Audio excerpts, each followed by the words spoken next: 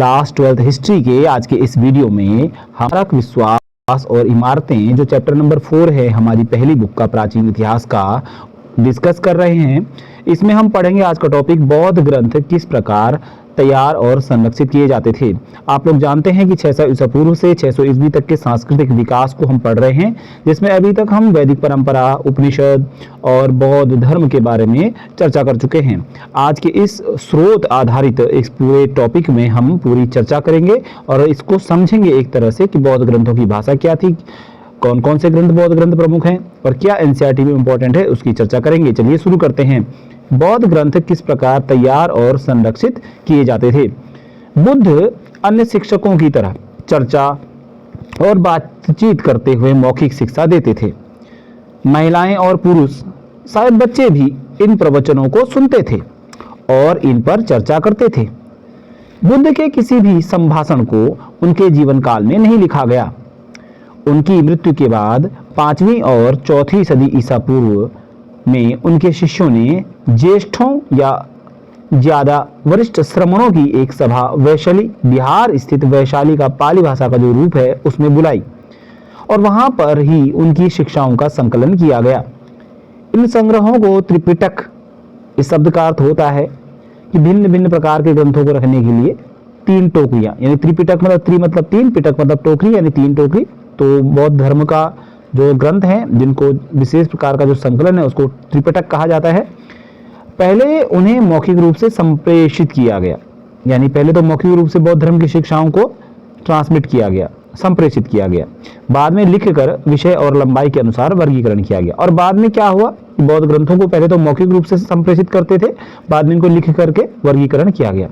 तो इतनी जानकारी आपको इस सोर्स से मिली कि गौतम बुद्ध जो थे महान विचारक थे और गौतम बुद्ध ने चर्चा और बातचीत का रास्ता चुना था शिक्षा देने के लिए, और मौखिक रूप से वो शिक्षा देते थे, घूम घूम कर शिक्षा देते थे। महिलाएं और पुरुष और बच्चे भी उनके प्रवचन सुनते थे और उस पर चर्चा करते थे। गौतम बुद्ध के किसी भी प्रवचन को, उनके भाषण को उनके जीवन काल में नहीं लिखा गया था, बल्कि उनकी मृत्यु के बाद 5वीं 4वीं सदी ईसा पूर्व में उनके जो शिष्य थे, जिनको श्रमण, वरिष्ठ श्रमण कहा जा रहा है, उन्होंने वैशाली में जो है सभा बुलाई और वहां पर उनकी शिक्षाओं का संकलन किया। गौतम बुद्ध की शिक्षाओं को जिन ग्रंथों में हम पा सकते हैं वो त्रिपिटक हैं। त्रिपिटक का शाब्दिक अर्थ होता है 3 टोकरियां, यानी कुल मिलाकर के 3 महत्वपूर्ण ग्रंथों का संकलन अपने आप में हो जाता है, या महत्वपूर्ण ग्रंथों का संकलन हो जाता है त्रिपिटक। ठीक है, तो ये हो गया। और त्रिपिटक लिखे गए हैं पाली भाषा में।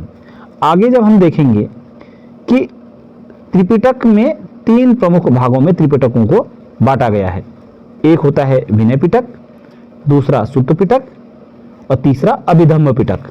ठीक है, त्रिपिटक में 3 महत्वपूर्ण जो है विषय है, टुकड़ों में बटा हुआ है विनय पिटक। अब विनय पिटक की बात करते हैं।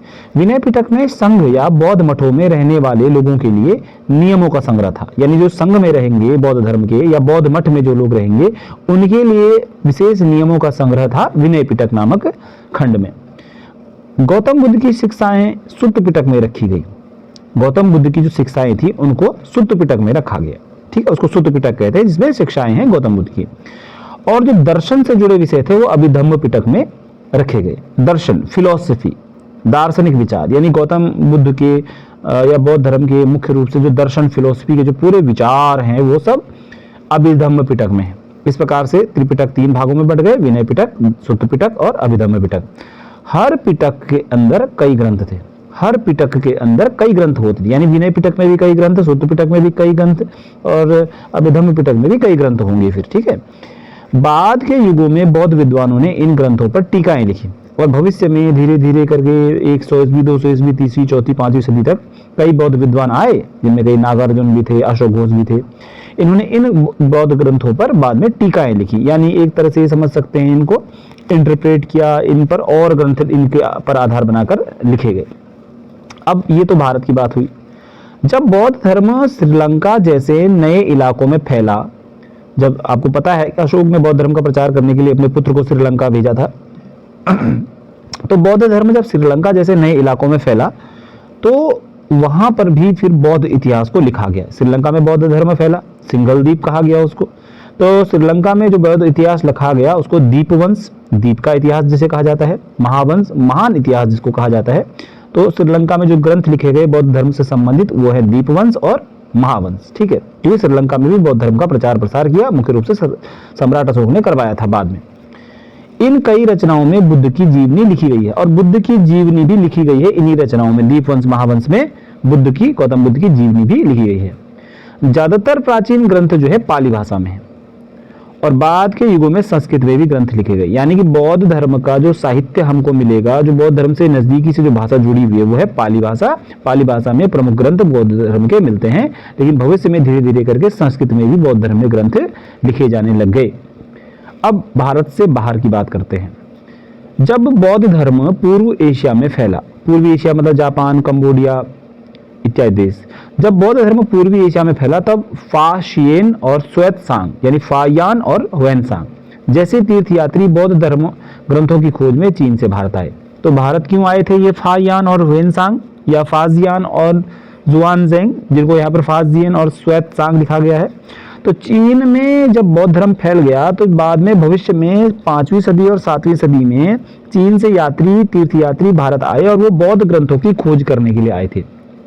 ठीक है, ये पुस्तकें वो अपने देश ले गए जहां विद्वानों ने इनका अनुवाद किया, और बाद में इन पुस्तकों को भारत से चीन भी ले जाया गया इन यात्रियों के द्वारा। इनमें मुख्य रूप से हुएनसांग भी है, जहां विद्वानों ने इनका फिर चीनी भाषा में अनुवाद किया। फिर हिंदुस्तान के कई बौद्ध शिक्षक दूर दराज के देशों में गए। कई हिंदुस्तान के बौद्ध फिलोसफर, बौद्ध शिक्षक हिमालय पार के देशों में, कजाकिस्तान, तुर्कमेनिस्तान, अफगानिस्तान, दूर दूर तिब्बत आदि क्षेत्रों में भी गए। बुद्ध की शिक्षाओं का प्रचार प्रसार करने के लिए वे कई पुस्तकें भी अपने साथ ले गए, और भारत से कई पुस्तकों को अपने साथ ये शिक्षक विदेशों में ले गई, कई उपमहाद्वीप के कई क्षेत्रों में। कई सदियों तक ये पांडुलिपियां एशिया के भिन्न भिन्न इलाकों में स्थित बौद्ध विहारों में संरक्षित थी, और कई सदियों तक ये पांडुलिपियां जो मैन्युस्क्रिप्ट थी बौद्ध धर्म से संबंधित, ये एशिया के भिन्न भिन्न इलाकों में बौद्ध विहारों में, मध्य एशिया आदि क्षेत्रों में भी बौद्ध विहारों में सुरक्षित रखी हुई थी। पाली भाषा, संस्कृत भाषा, चीनी भाषा और तिब्बती भाषाओं में लिखे हुए इन ग्रंथों से आधुनिक अनुवाद तैयार किए गए हैं। यानी बौद्ध ग्रंथ जो है पाली, संस्कृत, चीनी और तिब्बती भाषा में जो लिखे गए हैं, अब उनको आधुनिक हिंदी, अंग्रेजी, अन्य भाषाओं में अनुवाद किया जा रहा है। यहाँ पर आप एक चित्र देख सकते हैं, ये एक पांडुलिपि है, मैन्युस्क्रिप्ट है, जिसको कि संस्कृत भाषा में लिखा गया है। बौद्ध पांडुलिपि है, 12वीं शताब्दी का बताया जा रहा है, और ये देखिए किस प्रकार से ताड़पत्र पर इसको लिखा गया है, आप देख सकते हैं, और ये बहुत सुंदर भाषा है। तो कुल मिलाकर के आज हमने जाना कि बौद्ध ग्रंथ किस प्रकार तैयार किए जाते थे और संरक्षित किए जाते थे। तो बौद्ध ग्रंथ जो है मुख्य रूप से बौद्ध ग्रंथों की जो भाषा है, शुरुआत में वो तो पाली भाषा में बौद्ध ग्रंथ लिखे गए हैं मेनली, और भविष्य में फिर संस्कृत में लिखे गए। तो बौद्ध धर्म से जुड़ी हुई प्रमुख भाषा है पाली भाषा। गौतम बुद्ध अपने उपदेश जो है पाली भाषा में ही देते थे, जनता की भाषा। इसके अलावा बौद्ध ग्रंथों को त्रिपिटक कहा गया है, जो कि ग्रंथों का संग्रह है। त्रिपिटक विनय पिटक, सूत्र पिटक, अभिधम्म पिटक में बटे हुए हैं। विनय पिटक में जो है मुख्य रूप से बौद्ध संघ या मठ में रहने वाले लोगों के लिए नियमों का संग्रह है, और जो जो जो जो गौतम बुद्ध की शिक्षाएं हैं वो सूत्र पिटक में है, और दर्शन से जुड़े विषय अभिधम्म पिटक में है। दीपवंश और महावंश श्रीलंका में लिखे गए, और चीन से जो 2 तीर्थयात्री भारत आए, प्रमुख रूप से 2 जो भारत में यहाँ पर बौद्ध ग्रंथों को इकट्ठा करना चाह रहे थे, वो थे फाजियान, जुआनजेंग, जिनको फायान और हुएनसांग कहते हैं। ये वीडियो आपको कैसा लगा जरूर बताइएगा, और इसी तरह के वीडियो देखने के लिए चैनल सब्सक्राइब कीजिएगा। Thank you.